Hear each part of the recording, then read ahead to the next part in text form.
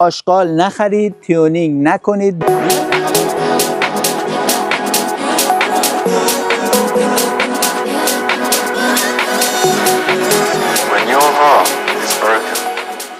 این عالیه، ولی این آشغاله. پولتون رو دور نریزید، بابت آشغال پول ندید و آشغال نخرید.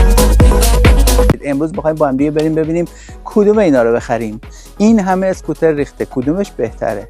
کدوم مارک نه ها، کدوم مدل بهتره؟ امروز بخوایم دو تا مدل رو با هم دیگه ببینیم که تمام اسکوترها یک این دو مدلن.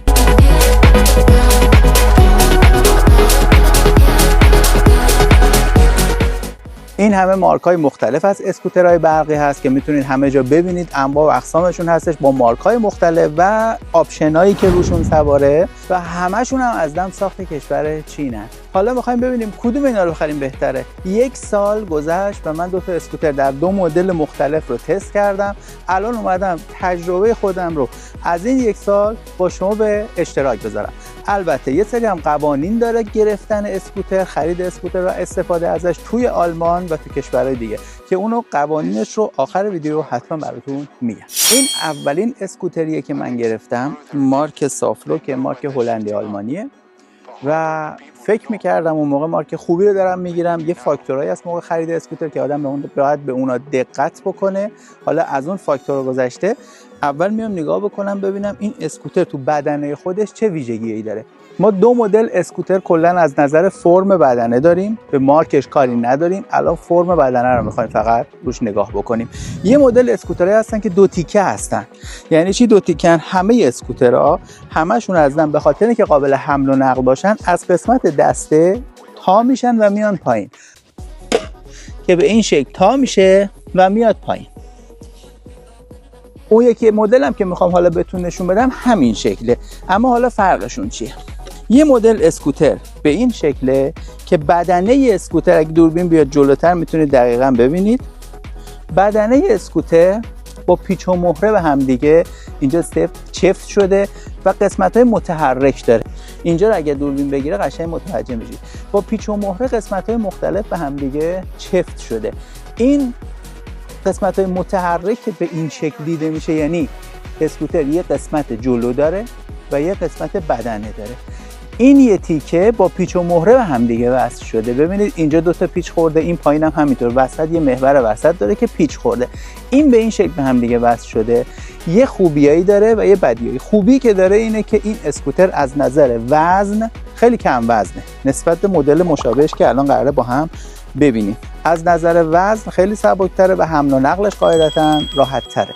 اما بدی که داره، مخصوصاً اگر شما یه مقدار وزنتون مثل من زیاد باشه، بعد از یه مدت این اسکوتر لق میشه و شروع میکنه به صدا دادن.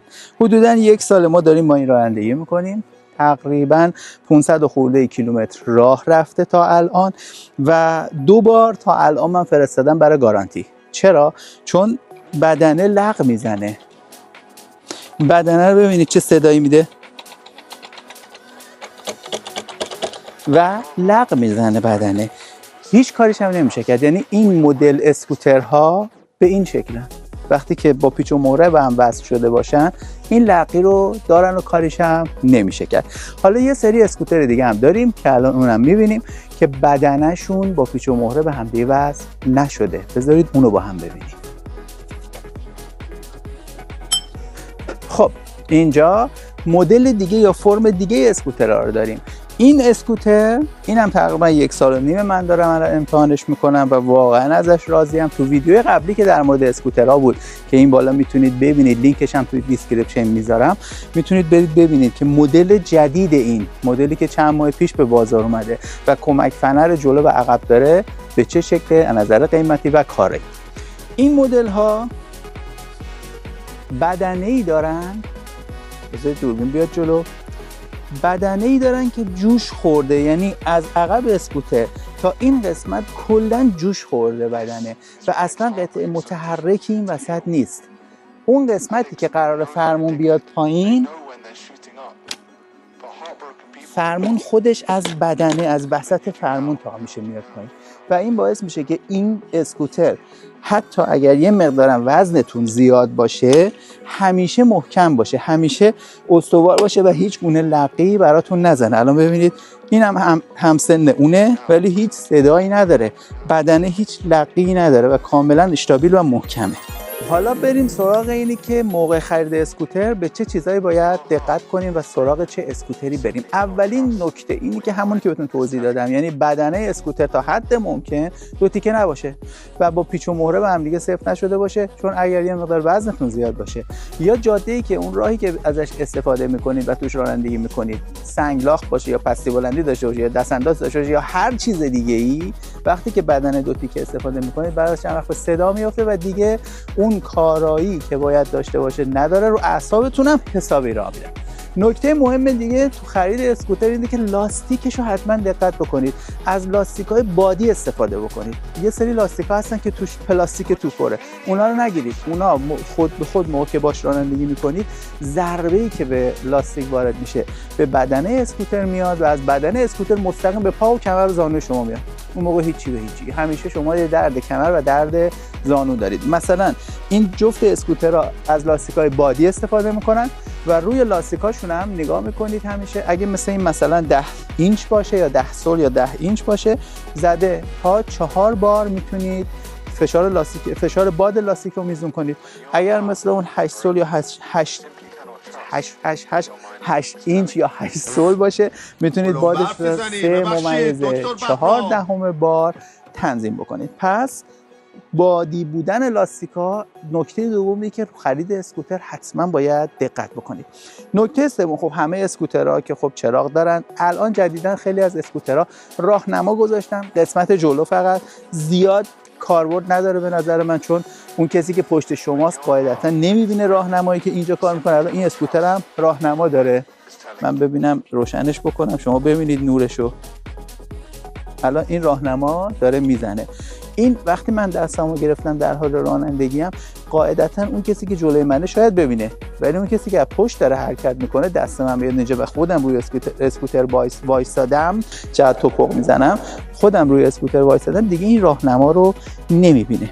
پس حالا راهنما نمیتونه به عنوان چیزی که موقع خرید حتما بهش دقت بکنید مورد توجه قرار بگیره.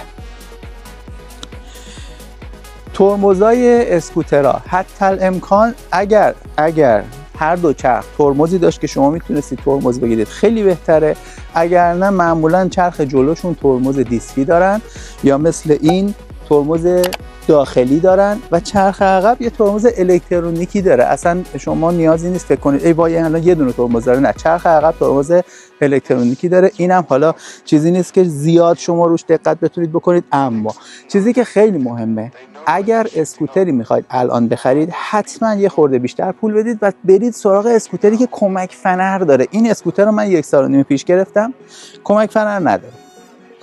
وقتی که رانندگی میکنم سر دست اندازا یا جایی که اختلاف سطح هست حتما باید زانوم رو خورده کج بکنم، چون اگر این کار نکنم فشاری که ضربه‌ای که اسکوتر رو زمین میخوره مستقیم به زانو کمر من وارد میشه. پس حتما از مدلایی بخرید که کمک فنر داره جلو و عقب. بازم میگم یه ویدیو چند وقت پیش ضبط کردیم، اون ویدیو رو اگه مراجعه بکنید که الان این بالا تامنیلش میاد، دیسکریپشن هم حتما لینکشو میذاریم، میتونید ببینید مدلی که کمک فنر جلو و عقب داره. همین مارک 9 بوت هم هست و میتونید ازش استفاده بکنید، از اون ویدیو استفاده کنید و راهنماییتون بکنید توی خرید اسکوتر خوب. نکته دیگه که باید توجه بکنید مقدار اون وزنیه که اون اسکوتر تحمل میکنه. ببینید تا چند کیلو اون اسکوتر تحمل وزن داره. آدم وقتی سنگین وزن باشه، تا الان من اسکوترهایی دیدم که تا 130 کیلوگرم وزن رو تحمل میکنن و نسبت وزن و مقدار مسافتی که با یک بار شارژ اسکوتر میتونه شما رو ببره با هم دیگه نسبت مستقیم دارن. مثلا این اسکوتر روی جعبهش نوشته که تا 70 کیلومتر با هر بار شارژ میتونه برای شما یه مسافتی رو بیاره، اما هر چی که وزن تا 120 کیلو هم وزن رو تحمل میکنه. ولی هر چی که من سنگین تر باشم قاعدتا این 70 کیلومتر میاد پایین تر. پس حتما نگاه بکنید ببینید اون اسکوتر رو جعبش یا تو دفترچه راهنماش چه مسافتی رو درج کردن برای اینکه شما بتونید از هر بار شارژ باتریش اون مسافت رو با هر بار شارژ باتری اون مسافت رو برید. اسکوترهای جدید دیگه اون شارژر رو دیگه خارجی ندارن. این شارژر خارجی داره، یعنی آداپتور سنگین و بزرگی داره، ولی این یکی نه، یه کابل معمولی که قدیما پشت کیس کامپیوتر هم می‌خورد، یعنی همون رو میزنید این بغل به پریز میزنید و شروع میکنه به شارژ کردن. باتری اسکوتر هم مثل تمام باتری‌های عمری یه عمر مفیدی داره که حتما باید موقع خرید توجه بکنید چند بار سیکل شارژ اون باتری است و شما حساب بکنید که اوکی من من خودم این اسکوتر رو هفته‌ای 4 یا 5 بار شارژ میکنم، چون مسافت خیلی زیادی رو باهاش میرم و میام و قاعدتا تعداد شارژ باتری که انجام میدم زیاده. ولی یه بار حساب کردم با چیزی که تو دفترچش نوشته بود، فکر میکنم 10,000 سیکل بود تعداد شارژش، ولی یه بار حساب کردم من فکر کنم 7-10 سال میتونم از این اسکوتر بدون اینکه بخوام باتریش رو عوض بکنم استفاده کنم، چون باتری اینا باید عوض بشه، از زیرش باز میشه، تمامشون از زیر باز میشن و باتری میاد بیرون و باتری جدیدی کار گذاشته میشه. ولی چیزی نیست که باعث نگرانی بشه، به خاطر اینکه همونطور گفتم معمولا 7-10 سال رو راحت میشه باهاشون کار کرد. و یه چیز دیگه ای که باز هم مهمه تو خرید اسکوتر، موقع خرید باید دقت کنید سرعت شارژیه که اون باتری داره. هر چی که حالا این سرعت بیشتر باشه کارایی اسکوتر شما بیشتره، چون همه اسکوترها با برق شهری ما شارژ میکنیم، همشون با برق شهری شارژ میشن. برای همینم حالا هر چی که اون مقدار زمانی که ماکسیموم شارژ رو میخواد یا پر میخواد بشه کمتر باشه به نفع شماه.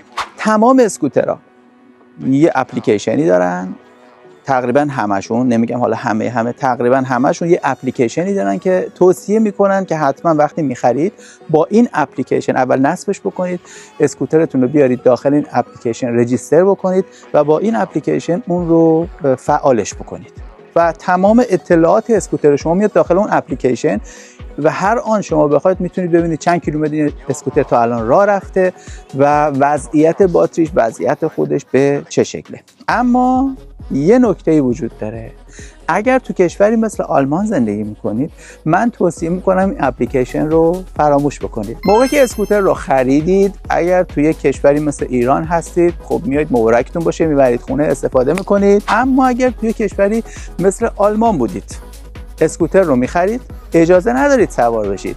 اسکوتر یه وسیله برقیه که از بچهای 12 سال به بالا میتونن سوار بشن. 1 2 قبل از اینکه شما اسکوتر رو پلاگ کنید و بیمه کنید اجازه اینی که سوار بشید ندارید. یعنی اگر اسکوتر رو پلیس بیرون ببینه که بدون پلاگ دارید میبرید رانندگی میکنید باش، سریع جلوتون رو میگیره. تمام اسکوترها اینجا پلاگ دارن، بیمه دارن، برای رانندگان از 12 سال به بالا اجازه رانندگی دارن باش توی خیابون. برای 12 سال به بالا بیمش، یعنی 12 تا الاخر، بیمش سالیانه 35 تا 36 یوروه سالیانه که فقط بیمه شخص ثالثه و اصلا چیزی به اسم بیمه بدنه نداره، فقط بیمه شخص ثالثه. بود بالای 22 سال هم سالیانه 24 یورو هزینه بیمشه که هر سال باید این تمدید بشه و یه پلاک جدید برای شما فرستاده میشه و رنگ پلاک عوض میشه. پلیس تو خیابون وقتی میبینه رنگ پلاک مشخصه که بیمه مال اون سال هست و یا نیست. حالا شما اینو توی آلمان خریدید، اشتباه هم کردید، حالا اسمشو نمیتونم بذارم اشتباه هم حالا میگیم اشتباه هم کردید و با اپلیکیشن فعالش کردید، چه اتفاقی میفته؟ اسکوتر شما محاله که از سرعت 20 کیلومتر در ساعت دیگه تندتر. این قانون آلمانه. اسکوترها اجازه اینی که از 20 کیلومتر در ساعت سرعت بیشتری داشته باشن این اجازه رو ندارن. برای همینم به محضی که شما با اپلیکیشن فعالش میکنی و میزنه که شما تو آلمان هستید، اون اسکوتر انگار که قفل میشه، به صورت نرم افزاری اصلا قفل میشه روی 20 کیلومتر. حالا یه سری هستن میخوان اسکوترشون رو توی فضای شخصی خودشون استفاده بکنن، تو زمین شخصی خودشون استفاده کنن، نمیخوان توی خیابون ببرنش. اون موقع ها اون افراد یه راهکاری دارن که بهش میگن تیونینگ. کاملا غیر قانونیه توی آلمان و اگر شما این کارو بکنید اصلا دیگه از بیمه خارج میشه کلا اسکوتر شما و اگر که توی خیابون پلیس بگیره و این سیستم رو متوجه بشه که این تیونینگ رو انجام دادید دچار مشکل میشید. اگر خدای نکرده تصادف بکنید با یه اسکوتری که تیونینگ شده بیمه گردن نمیگیره و شما کاملا مقصر هستید 100% و کلا اصلا کار خیلی بد و زشتیه. اما به چه شکله؟ وقتی شما تیونینگ انجام میدید به دو صورت نرم افزاری و سخت افزاری باعث میشه که اسکوتر تا سرعت 50 کیلومتر در ساعت راه بره. این اسکوترهای ما چون که تو خیابون ازشون استفاده میکنیم بیمه هست، نورمال و اورجینال هستن و 20 کیلومتر در ساعت سرعت میرن. اما یه اسکوتر دیگه داریم مثل همین که فقط توی این فضای محدود باغ استفاده میکنیم که اون تیونینگ شده، بیمه‌ش هم نکردیم، پلاک هم نداره به خاطر اینکه اصلا لزومی نداشته تو خیابون نمیبریمش. تیونینگ شده و با سرعت 50 کیلومتر در ساعت میشه باهاش رانندگی کرد. میگی به خدا دروغ میگی، به علی دروغ میگی که البته خطرناکه به خاطر اینکه هیچ چیزی نیست. شما وقتی که فکر کنید دارید سرعت میگیرید یه وقت تو خیابون استفاده بکنید توی سرپایینی دارید میرید خود به خود این سرعت میره بالا، بعد شما تیونینگ هم کرده باشید با سرعت 50 تا دیگه هیچ دیگه واویلا میشه. برای همینم نکنید آقا، نکنید. نه بیمه گردن میگیره نه قانون گردن میگیره و اگر خدایی نکرده اتفاقی بیفته براتون ایجاد مشکل میشه. ولی گفتم بدونید که همچین راهکاری هم هستش. تموم شد. خیلی تاثیر با اپلیکیشن هایی که قانونی نیستن، یعنی به فرض مال خود اون شرکت نیستن و یه یونیورسال میگن چی میگن، یه همچین اپلیکیشنه که اکثرشون هم چینی هستن. میتونید با اون اپلیکیشن ها اگر مدل اسکوترتون رو سرچ بزنید توی گوگل، با اون اپلیکیشن ها بهتون معرفی میشه، فعالش میکنید و فقط کافی کشورتون رو، بعضی از مدل ها کشورتون از آلمان برگردونید یا اصلا آلمان انتخاب نکنید، یک کشور دیگر رو انتخاب بکنید که قانونش بالاتره، قانون سرعتش بالاتره و اتوماتیک اسکوتر شما برنامه‌ریزی میشه برای اون سرعت. خود به خود 20 کیلومتر در ساعت خداییش پایینه برای تو آلمان، ولی دیگه چاره‌ای نیست که قانون رو باید رعایت کرد. مثلا اگر سوالی در مورد اسکوترها داشتید، اگر اطلاعاتی میخواستید که من میتونستم اون در اختیارتون بذارم، حتما تو کامنت ها بنویسید و بپرسید، من سریع بهتون جواب میدم. و اینکه اسکوتر رو حداقل توی آلمان، کشور دیگر نمیدونم، تو آلمان اصلا نرید نقدی بخرید چون نمیصرفه. الان این اسکوتر مدلی که کمک فنر داره، شما بخواید بخرید حداقل 850 یورو باید پول بدید و خب 850 یورو یه جا پول دادن خود سخته. بدون اینکه سودی بخواد روش بیاد میتونید از 12 ماه تا 20 ماه قسط ببندید و بدون سودی اینو ماهیانه پرداخت بکنید. تمام وسایل از جمله اسکوتر رو شما میتونید اینجا به حالت قسطی خرید بکنید و هیچ دردسری هم نخواهید داشت. هیچ سود و چک و سفت هم ازتون نمیخواد. برید الان فکر بکنید چه اسکوتری میخواد بخرید، چه رنگی باشه، چه شکلی باشه و چه امکاناتی داشته باشه. مواظب خودتون دلتون باشید. خب میرسه همینطوری باشه. استاپ نمیخواد 14 سال یا 12 سال یادم نیست، خیلی مهمه. ولی این اسکوتر رو چون تو خیابون ازش استفاده گفتم که من با این کلی راه میرم، همشون با برق شهری شارژ میشه. اگر مثل اون 8 سول یا 8 اینچ یا 8 سول باشه، اینجا به خودم روی اسکوتر وایستادم، چقدر توپق میزنم. انواع و اقسامشون از نظر وزنی خیلی نفسم بالا نمیاد.